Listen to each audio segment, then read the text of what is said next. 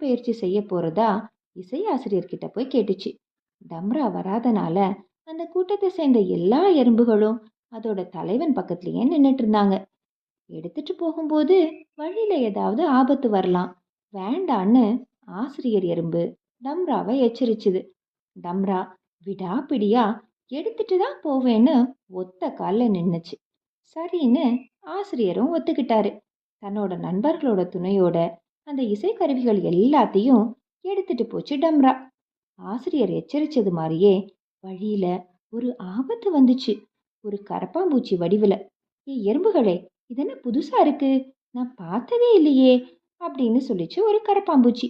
கரப்பாம்பூச்சிகள் எப்போதுமே எறும்புக்கு ஆபத்தானது தான். உருவத்திலையும் ரொம்ப பெருசு, அதனால சீக்கிரமா தாக்கிடும்.